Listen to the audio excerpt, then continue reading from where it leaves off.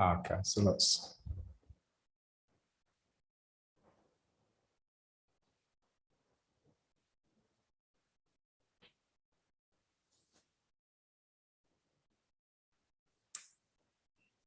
So just back to gravity. Yeah, so what, in a sense, differentiates our feeling for gravity from the average feeling for gravity is that we let it into the body. There's a feeling that it produces a flow down through me and a flow up through me. That's the recoil from the ground.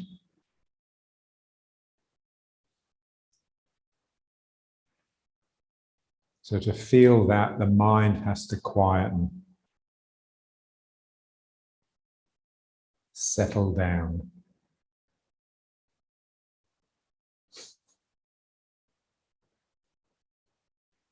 As the meditators say, settle down and wake up.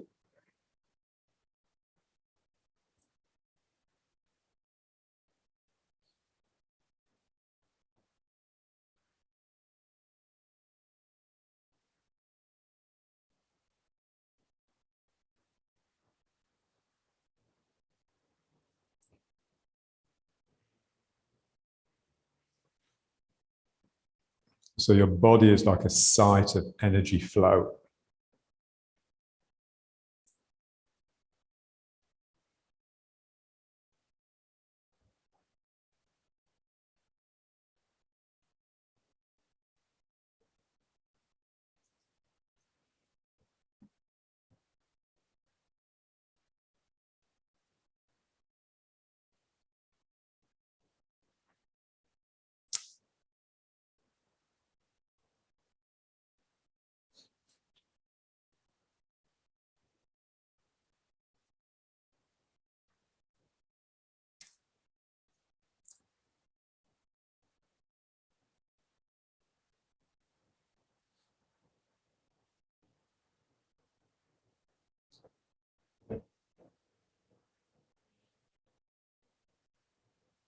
Okay, and now just feel the two legs.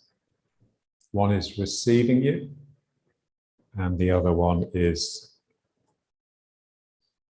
being left by you. So the one that's receiving is being loaded like a spring, and the one that you're leaving is being stretched like a piece of elastic. So these are the two materials that we simulate.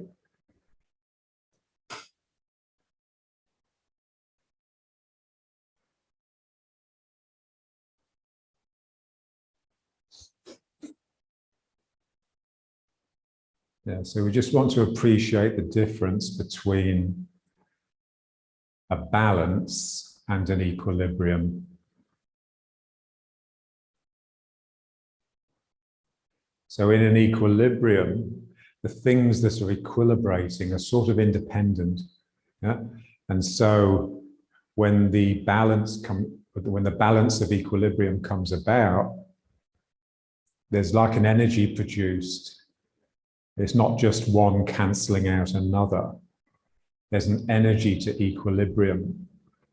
It's a bit like the polite English space, when everyone's sort of sitting around having a nice cup of tea and the conversation is just polite and pleasant. Yeah, it's the sort of situation that Israelis would despise because, as far as they're concerned, nothing is happening.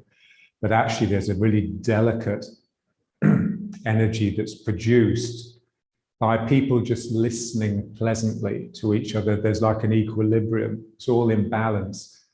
And there's a certain structure that comes about, so if one person is slightly rude, the other ones would just sort of absorb it and it would maintain that sort of equilibrium. So this is what we want here. It's basically the two legs is basically pushing hands with each other.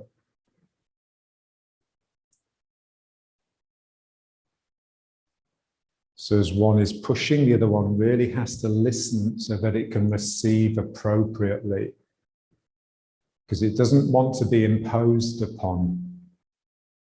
It knows that if it lets itself be pushed around, it won't function properly. So it has to really listen to what's coming its way.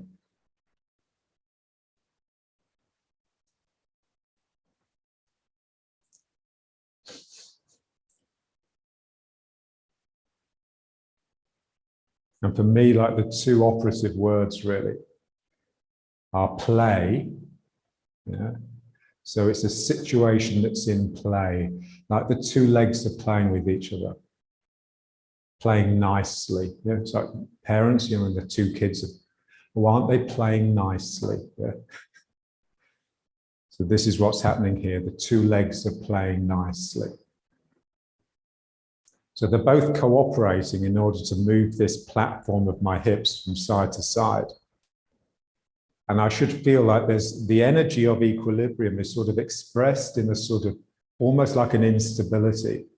There's almost like a little wobble that's inside me that I want to cultivate and I want to be there because it's an indication that it hasn't just locked into a balanced system. It's a system that's always threatening to disequilibrate.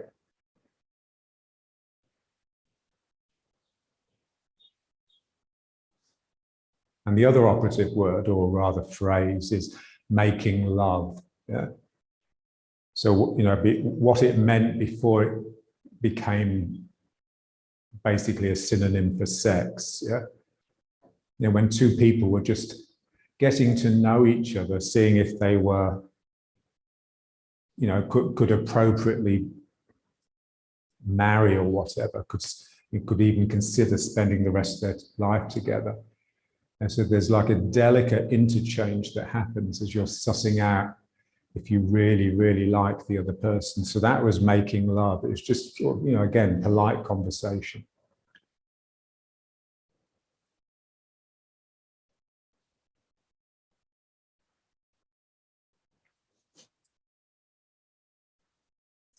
So in that sense, the energy of equilibrium, that sort of delicate energy, is love, you know, or is, you know, in the term making love. Because what by working an equilibrated system, you're creating energy.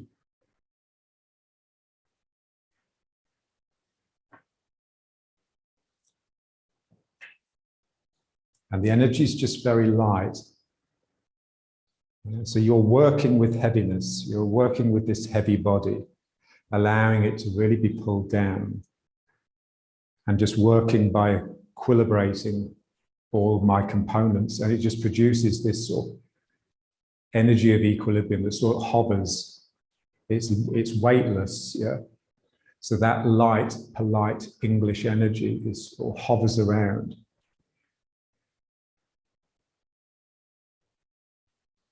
So from the heaviness comes lightness. So the lightness is not just a recoil. It's actually what's produced when I get my two sides operating together harmoniously.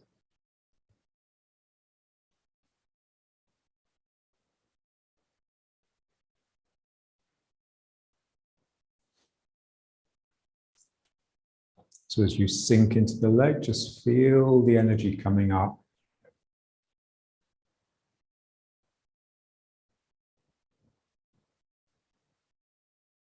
It'll always be there, but if you don't notice it, it may as well not be. Yes, if you don't feel it,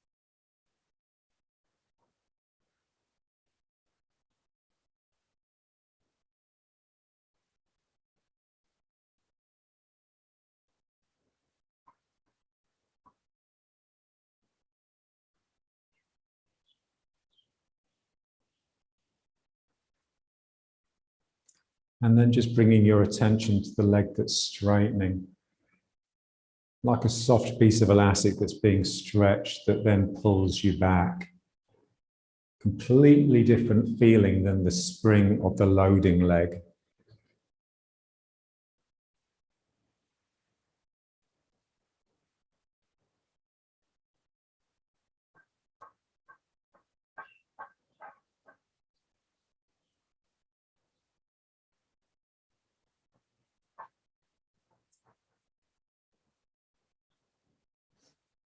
And just feel how it's like a tentacle that comes out of your back, comes out of your sacrum.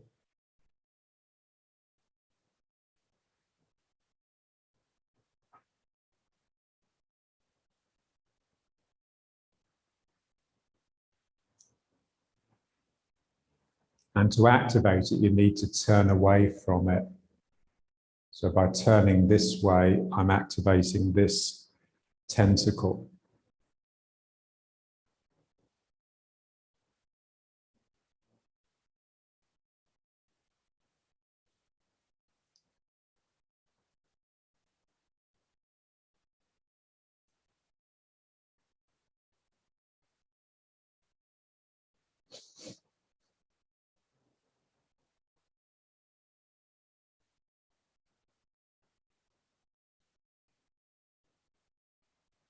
And so one side of your body is compressing and one side of your body is really stretching. This is what makes it difficult. Both phases are happening at the same time in different halves of your body.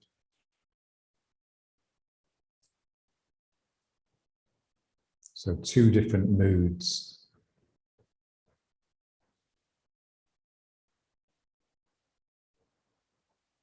So to manage it, to handle it, you just need to be able to just flit.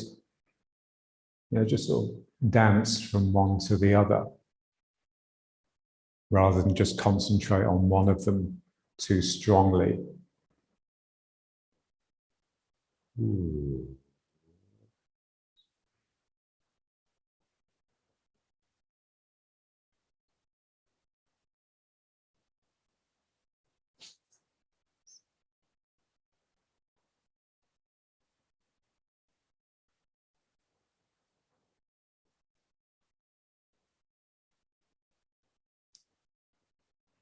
So by working with the equilibrium, you sort of simulate that sort of the weightlessness of being submerged. So like the octopus, I mean, the octopus does it beautifully, but it's not having to contend with gravity, which makes it easier for the octopus. It's weightless because it's being buoyed up by the water. So we'd like that feeling that we're sort of, this part of you that's inside, that's floating.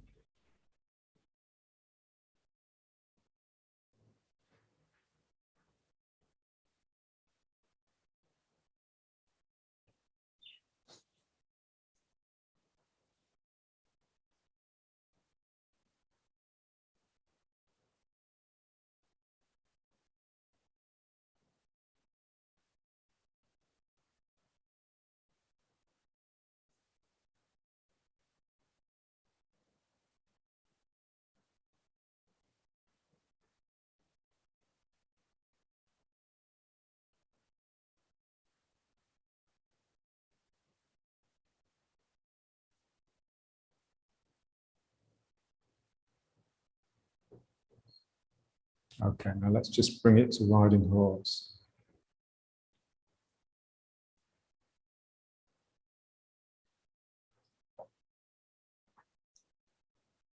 Yeah, so here, the sacrum, the lower spine, just merging or melting into the legs. So from the soles of the feet to the top of the head, you're one thing. And then you can successfully split in the middle into a left and a right.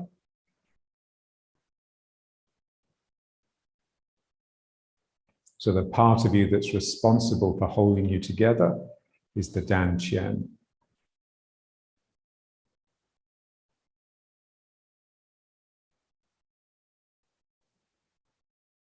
And the most important thing is just not letting the bum stick out. If your bum sticks out, then the hips will tilt like this and have the feeling that your belly is falling out. When the hips are rolled like this, there's a sense that your pelvis, your pelvic girdle, contains, it's like a container, like a dish that your dantian sits into.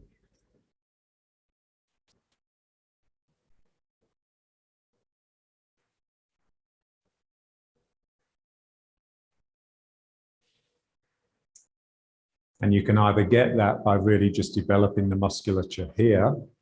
Just look at a picture of like Cristiano Ronaldo when he's got his top off. Yeah, you've never seen such definition in a belly. Yeah, or you can just work on just sinking the spine into the legs, which is what we do.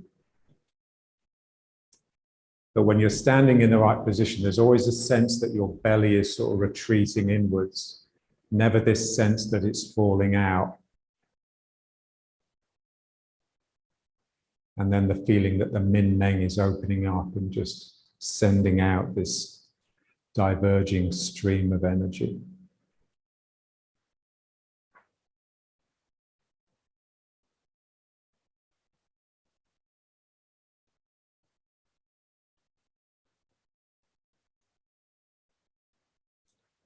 And just closing down your cognitive functions. Yeah. So you're not thinking, you're listening.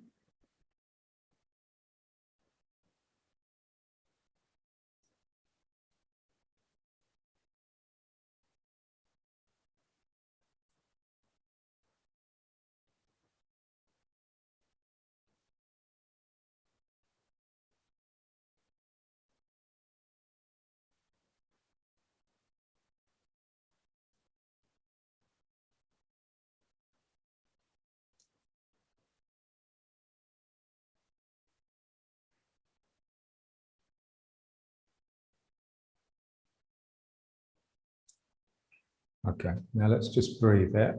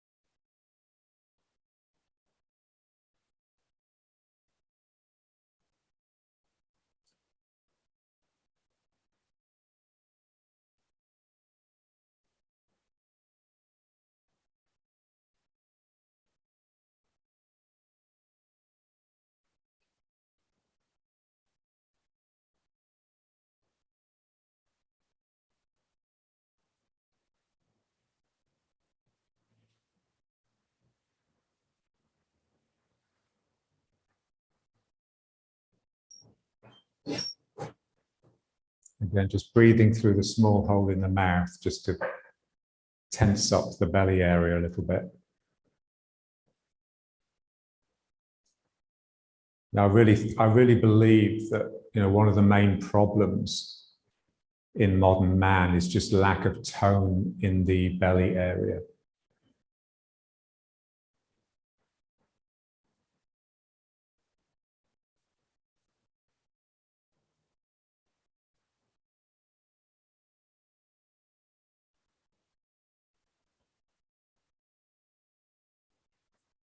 Yeah, if you think about the Buddhists, you know, they're sort of sitting down all day meditating.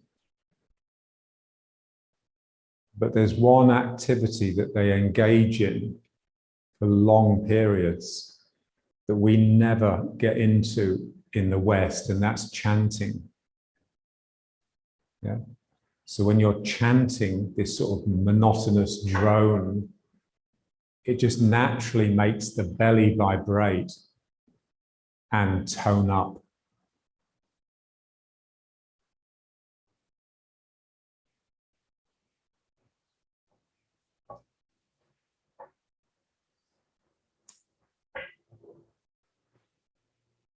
So the tone of readiness, the tone that you require to be really ready, ready to respond.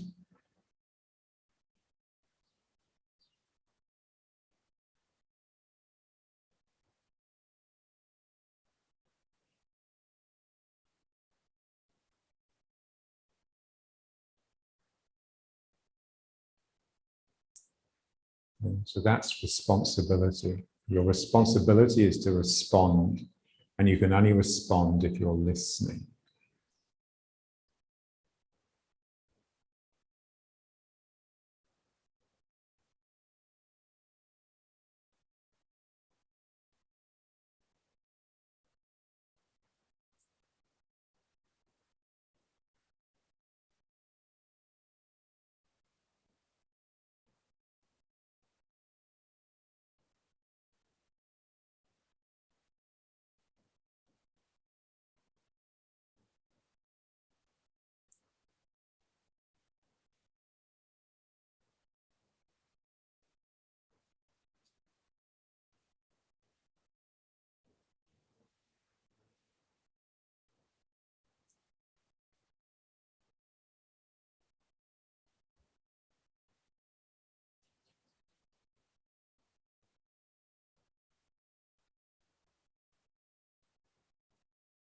And then let's just turn it a little bit. So turning to the side to open, and then turning back to the front to close. And again, I want to feel the turn as not being so much a twisting as a relaxation. Something in me relaxes, and that allows me to just become asymmetrical. And to come back to the front,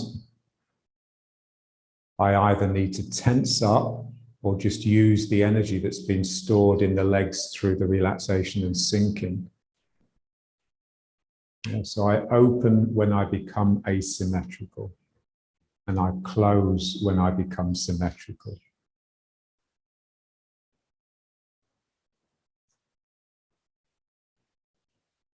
And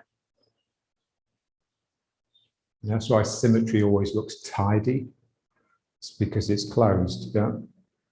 When you're open, you're never tidy, because there's so much happening and so much coming in and out.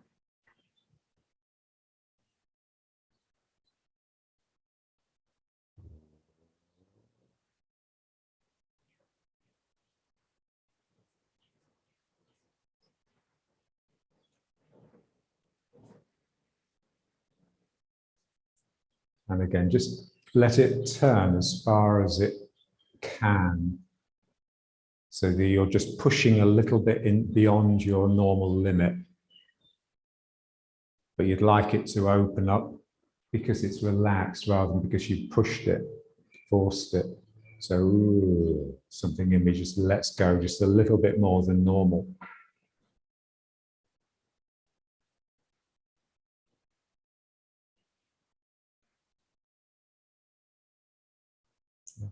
So this is how we venture into the unknown in Tai Chi, not by forcing it, but by relaxing into it.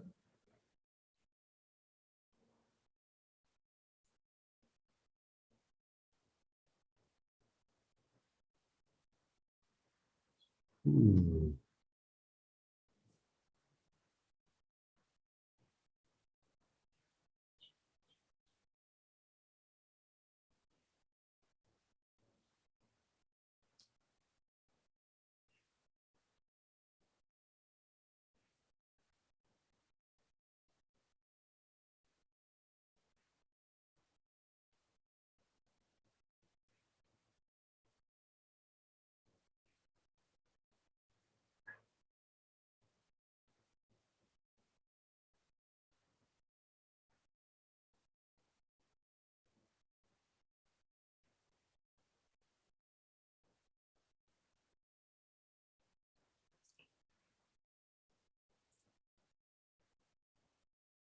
Yeah, so the more open I want my arms and my chest to become, the more balanced and stable my hips need to be.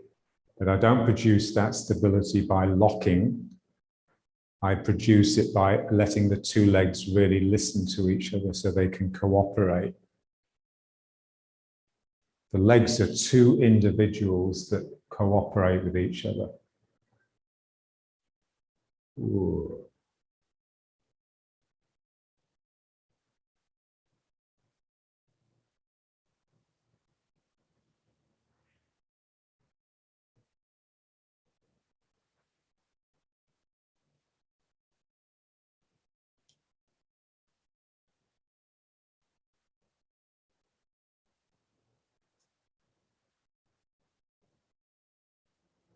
Okay, so let's just bring it back.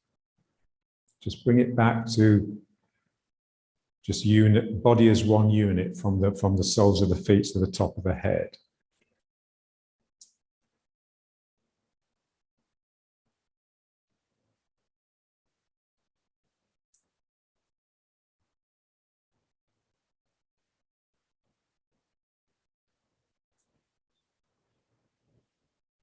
Yeah, so then if I want to split down the middle and become a left and a right, both of which have a little bit of independence, then it's like my Dan Chen needs to sort of divide, like cell division, mitosis, yeah. And so that's basically just the figure of eight. The figure of eight is just a circle that's sort of been twisted into two, yeah. So let's just do a little bit of like a figure of eight. So rather than just going around the hips like this, which is just a bit coarse, just feel the Dan Chen in the middle, and you're just basically just turning one way and then the other. Yeah. So we could be doing this exercise. Yeah. But we'd want the mind in the Dan Chen, just trying to get a figure of eight in the Dan Chen so that it can divide. So almost like I have a Dan Chen for the left side and a Dan Chen for the right. Yeah. So just really sort of localizing it.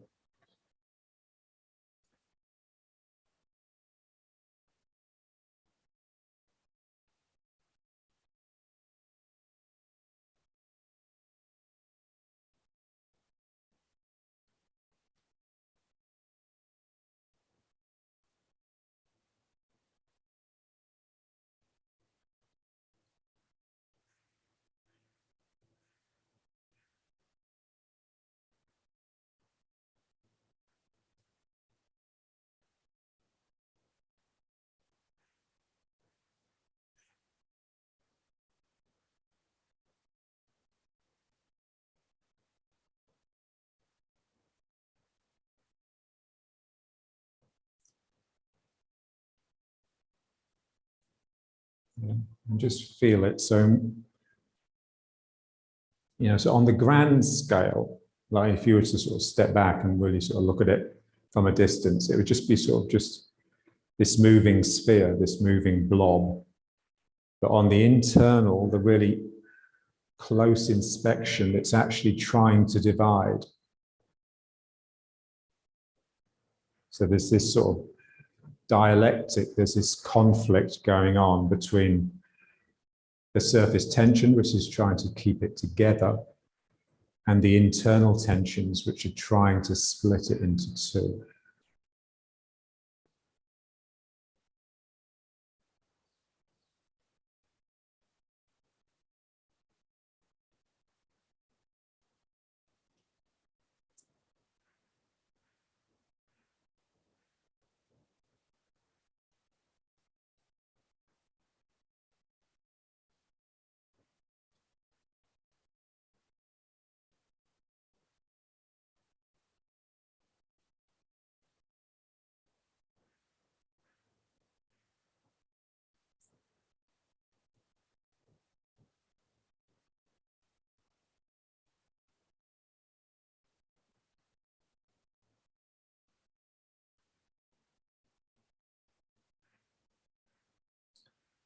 So again, it's an equilibrium. These two forces, if you like, the force of containment, which is trying to keep it all together, and the internal force of division, which is trying to split it up and let it explode out. They're in balance. And the balance is always shifting.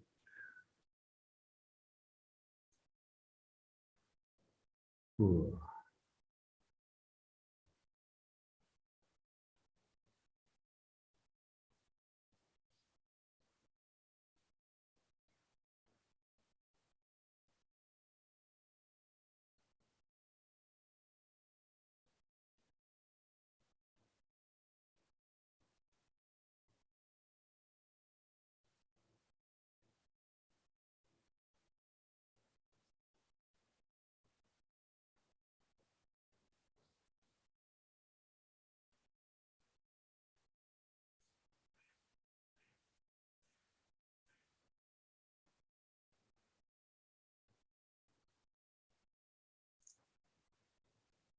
Yeah.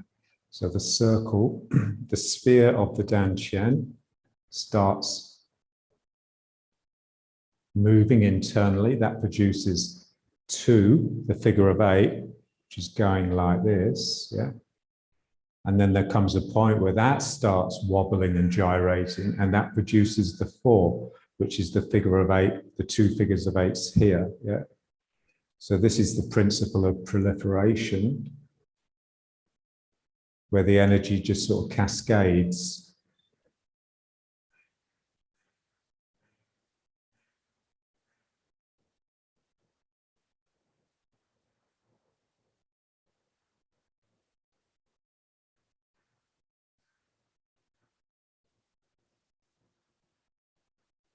Yeah, so within the one, there is like a vitality, a life force that causes it to split and divide.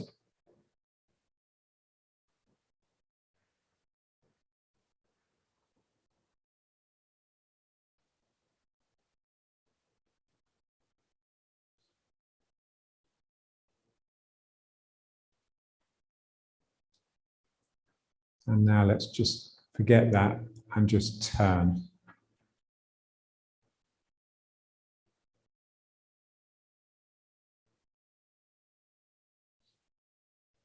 So just feeling the centrifugal, which is throwing out and also lifting, and feeling the centripetal, which is a gathering into the Dantian, which is coming in and sinking down the middle.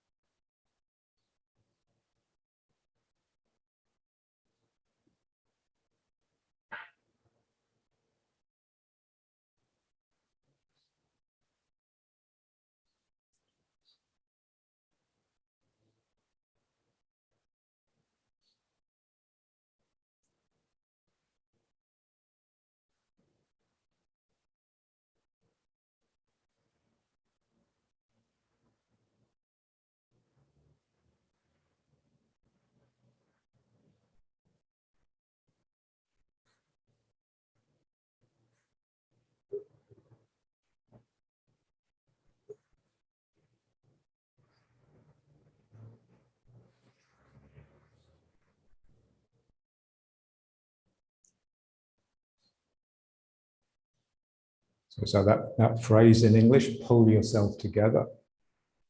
Yeah. So it's not the mind pulling you together, it's the activity. You know, a bit like, you get up in the morning, you know you should go for a run and you just don't feel like it. You make all these excuses, oh, I've got a hangover, I don't feel well.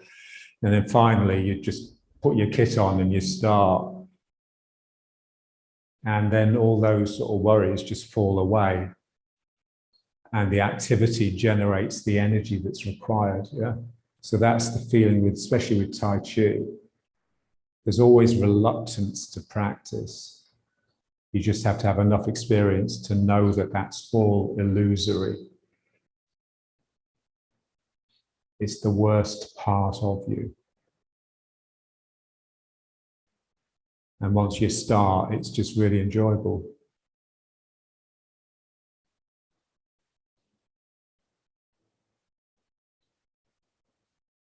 So you cohere around the exercise. This is what makes them all so unique. It's not you doing an exercise, and it's an exercise producing a you.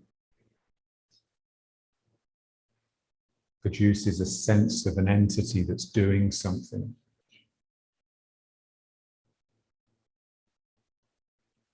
Yeah, so if you were just to practice this exercise for half an hour, you'd feel completely different after it than if you'd done a different exercise for half an hour. It would sort of just configure your energy.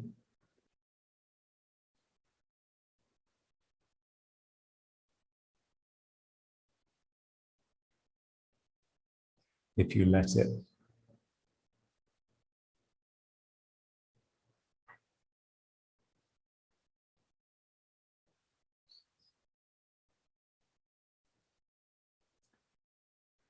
Yeah, so when we think to ourselves, we basically create this sort of enclosed private space that energy just can't get into and can't affect. Yeah, so that just needs to be released a little bit and relaxed so that the energy can come in and start cleaning it out.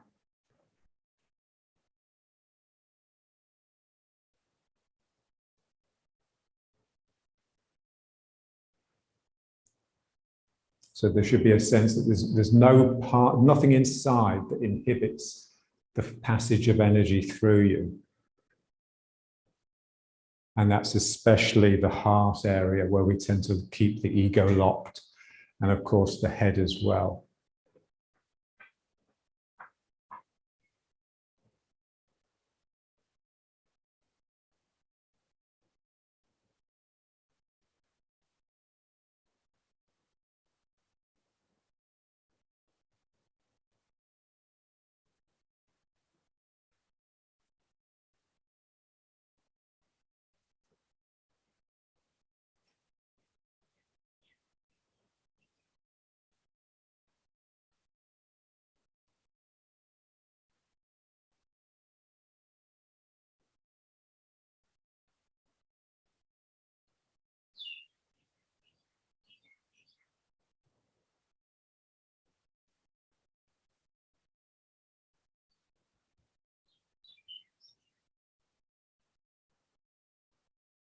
Okay, so let's just bring it back.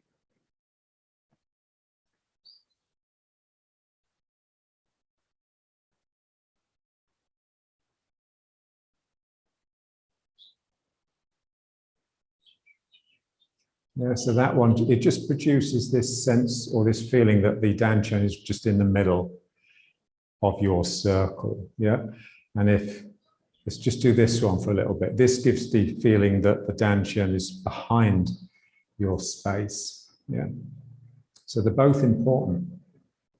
And again, there's a balance between these two. Yeah, so this is turning not so much to produce that centrifugal lift through the body, but to yield. So just feel the two halves. One side is yielding in, and the other side is coming out of the back.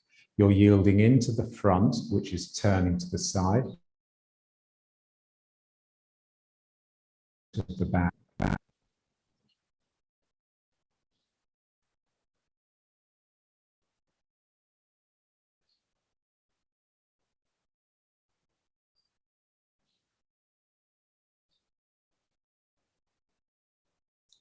And then just sort of, if you can be bothered, just bring your attention to the elbows.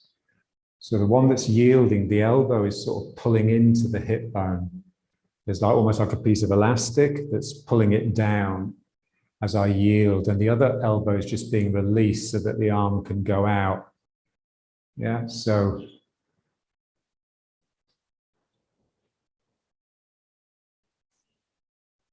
John really used to sort of emphasize the elbows a lot.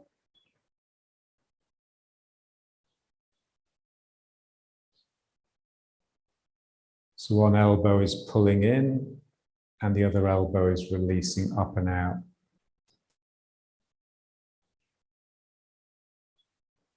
Ooh.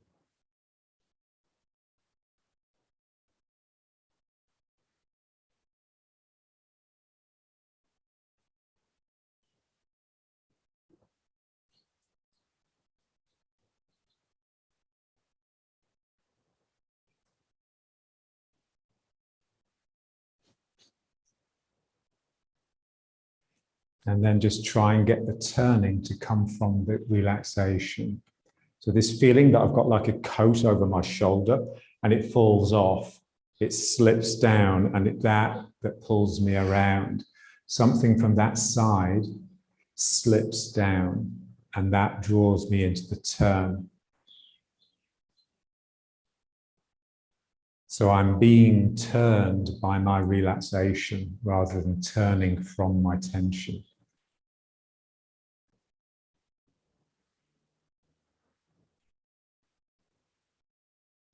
Otherwise, the yield, it's not really a letting go, it's more like a manipulation.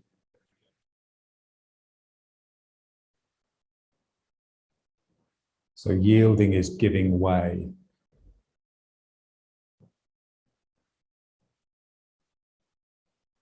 Ooh.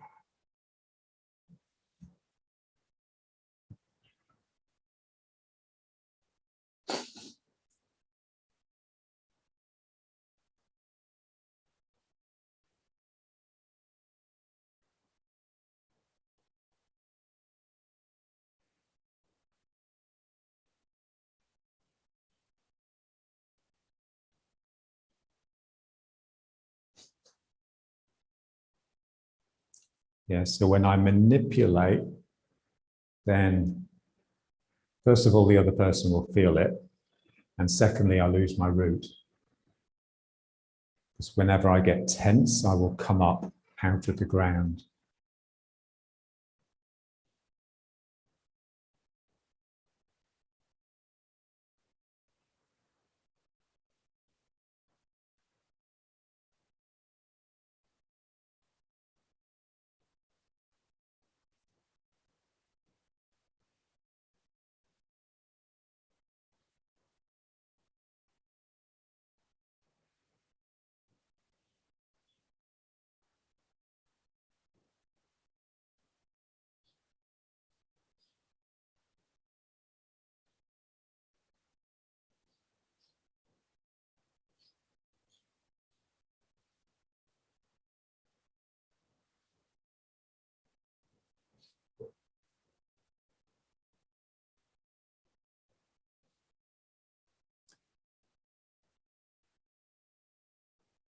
Okay, so now let's just bring it back.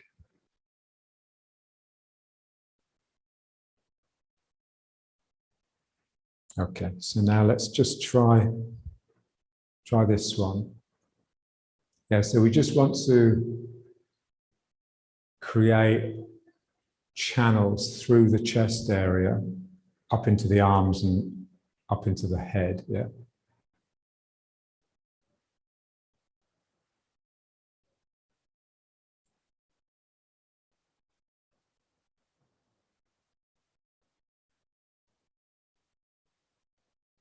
Yeah, this sense of transparency.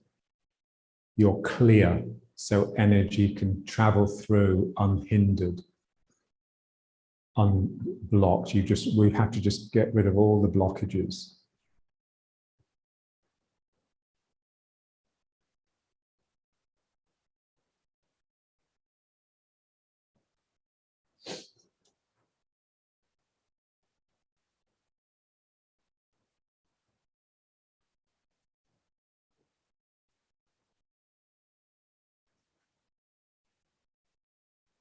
Yeah, so the term in Buddhism and Taoism is emptiness.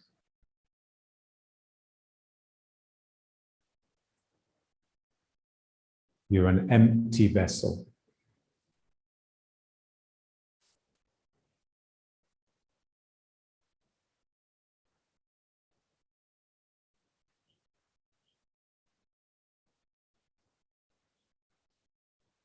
Sometimes translated as nothing or nothingness.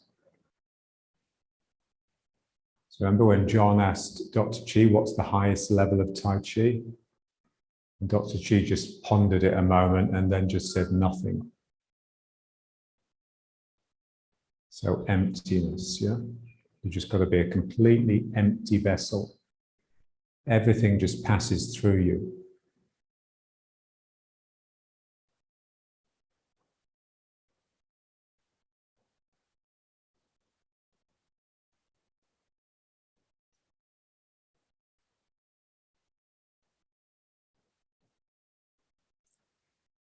Okay. And now let's just go around the circle. So it's this bit at the top, feeling what has to happen in the chest, that lift in the chest to allow the arm to go over the top of the circle.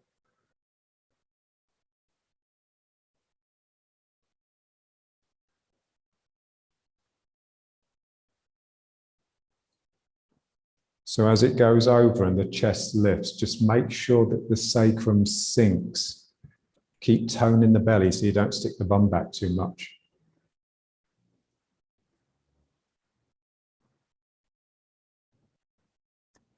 And just feel as if you can turn your head away from it, it just makes it easier, which is an indication that it's of energy.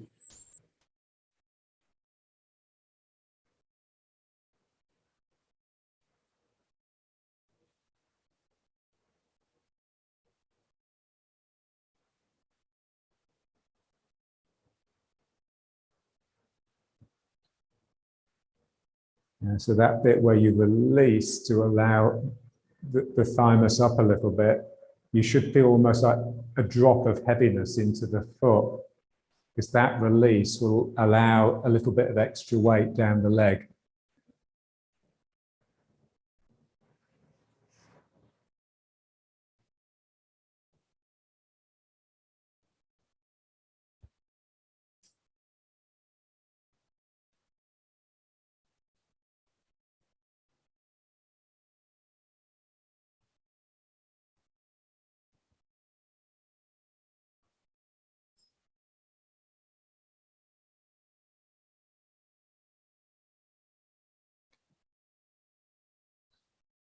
Right, and then let's just change direction. Now, it's the same thing really, but instead of having to lift the chest, you've got to sort of just really lift the shoulder blade. It's the same principle really, you're just letting something drop down and just releasing so that the arm can come up just that tiny bit more. So the arm gets over the top because inside you've let go of something. Rather than because I've pushed it round forcefully.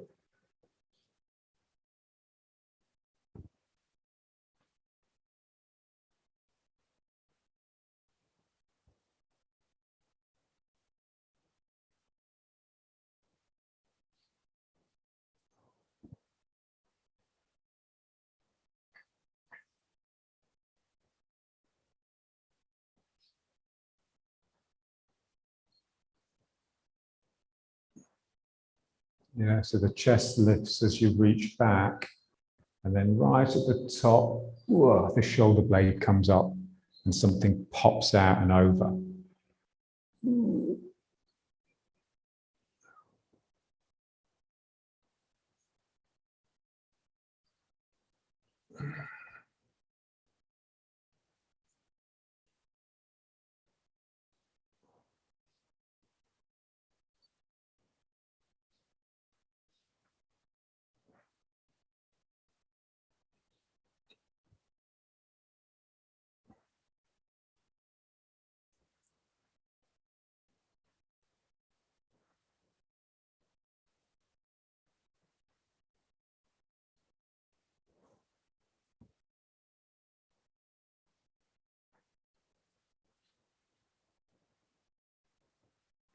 It's like release, release, release, release. It's so easy to force it. This is the problem. So let's just bring it back.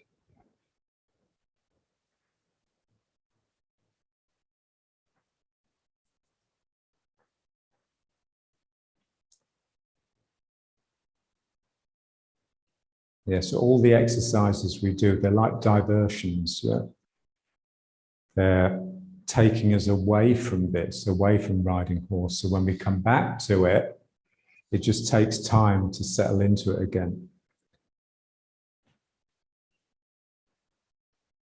And it's just, we're just trying to become clearer rather than more expert.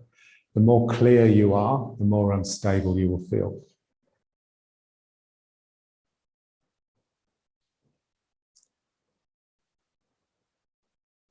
So the more empty you become, the more you wobble.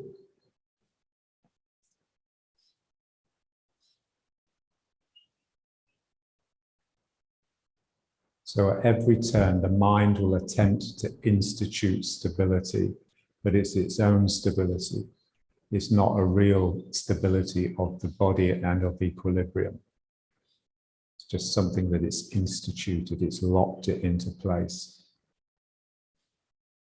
Okay, now let's just step a little bit. So here we just want to feel the toes, yeah? So like last time when we put the hand on the wall, the fingers, yeah? So I place my toes and I just wait. I listen with the toes. And then when I'm sure, then I can bring myself into the foot and feel the heel. And then from the heel, I will bounce back up and then I can take it into here. Step again and again, just placing the toes, listening with the toes, and then drawing into the heel. The heel is like the spring that sinks down and then bounces back up.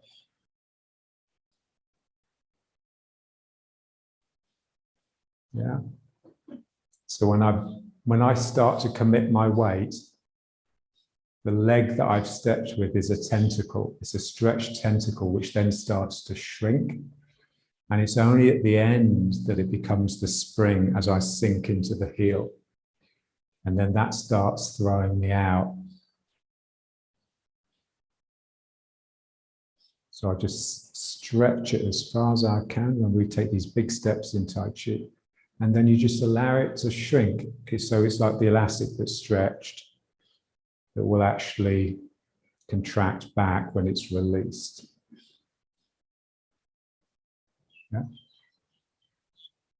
And what is it in your mind that stretches the elastic? It's not just the leg straightening. Something in your mind has extended out through the legs. So something here is extended. And then I can draw myself. I can allow that to relax and contract. So, ooh.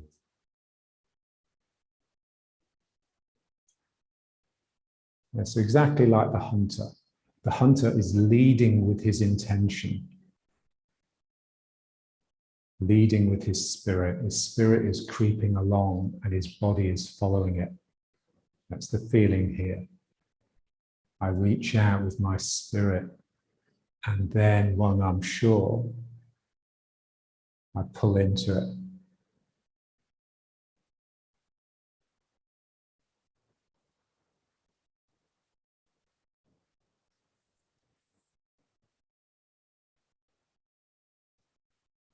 And then just feel the little finger and the little toe. So it's like that we'd like the feeling that the little toe and the little finger are the part of my foot that's actually extending the most.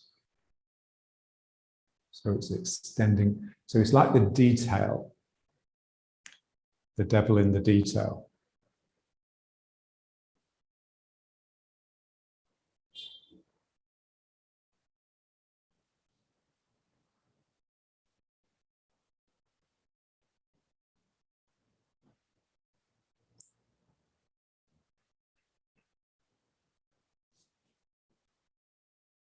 So these little details, you know, like the little finger, little toes, John would often, it's quite interesting, he'd often call them feathers, yeah.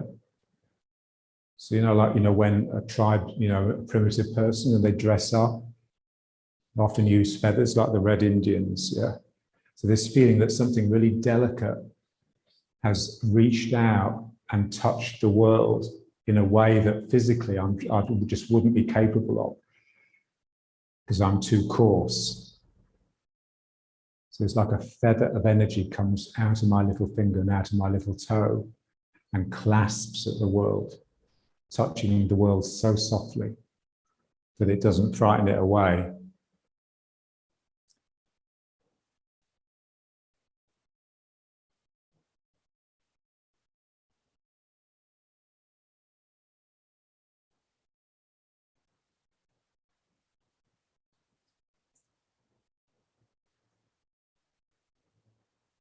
And then just get the feathers in the other foot. So here my little toe is going out, and that is pulling me forwards.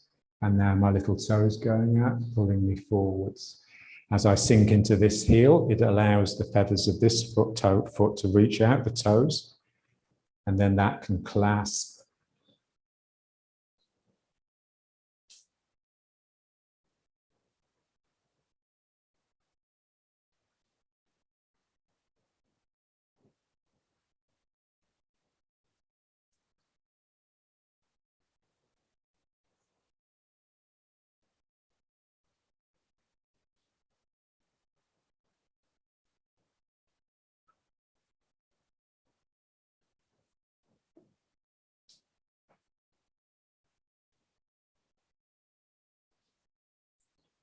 Yeah.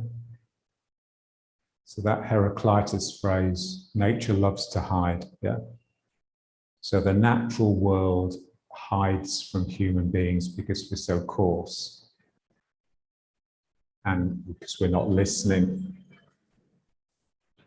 And it's not just the living natural world, it's anything that's not man-made. Its spirit will flee the human. It's not just the natural world, it's our own nature. Our own essential nature flees from us. So we're the last person to know who we really are. Au revoir.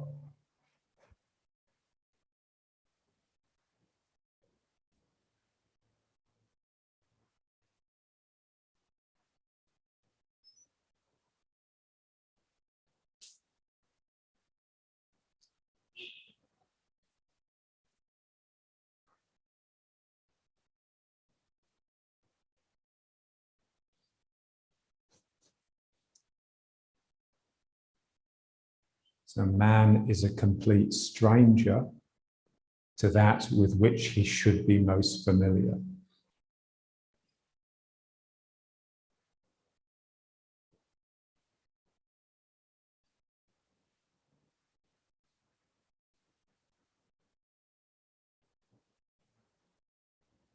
Okay, so let's try the other foot.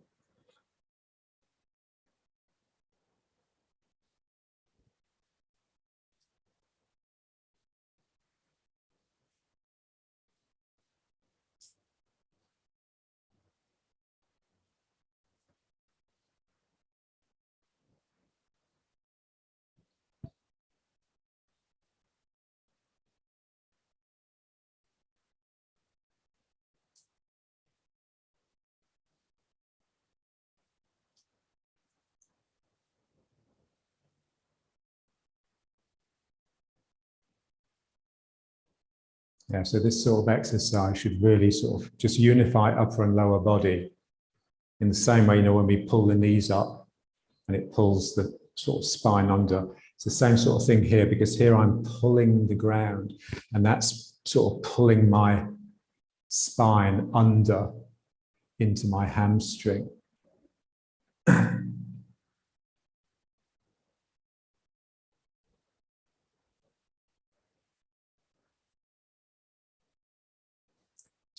Yeah. So you're just keeping yourself under tensile stress. There's all these pulling forces, tensegrity.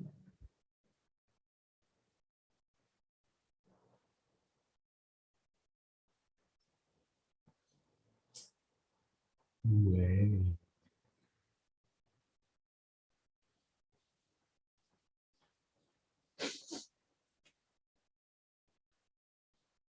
And when you just get into the energy, then it just feels like you're sprouting all these sort of all this costume, yeah. All these sort of feathers and things are coming out of you.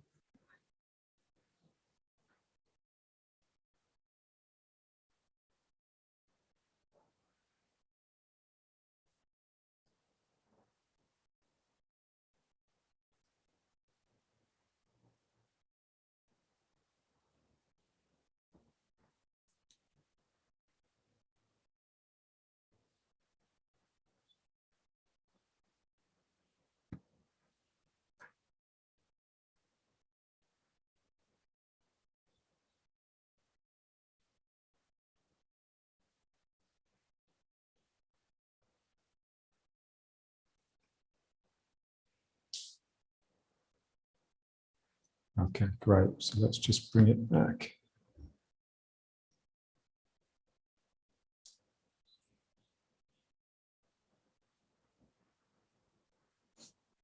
So just feel it. The more your spirit unifies your body, it's a bit like it's when you're sort of working and nothing's working, it all just feels a real struggle, and then suddenly it clicks. It's just your spirit that's come up. Yeah? So this feeling that there's an energy that just makes it all cohere and just buzz.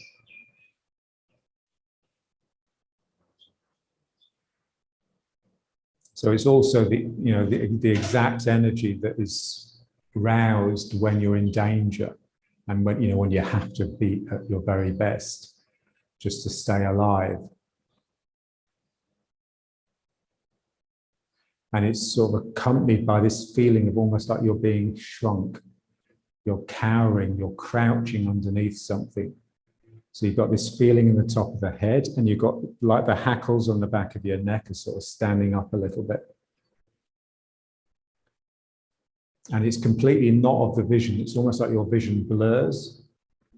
You could almost close your eyes and actually intensify the experience. But you're just covered with all these spines. And this is just really soft and receptive.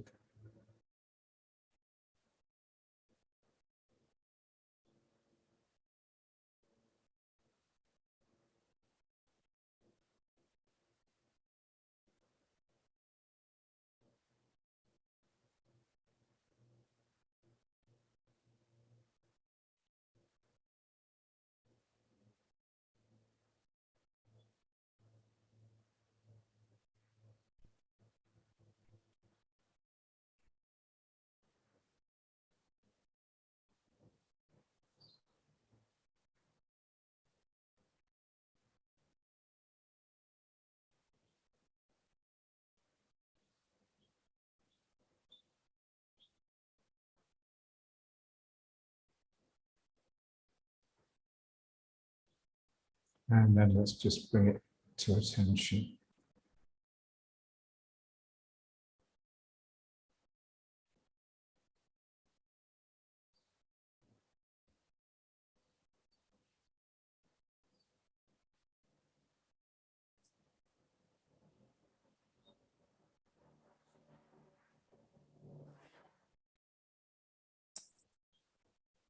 And so again, just feel the two coats that you're holding on your shoulders, and they're sort of, one slips off, the other one slips off. So there's always a feeling that there's something wanting you to turn this way, and there's something wanting you to turn this way. And it's that sort of opening that allows you to emerge out of your old skin.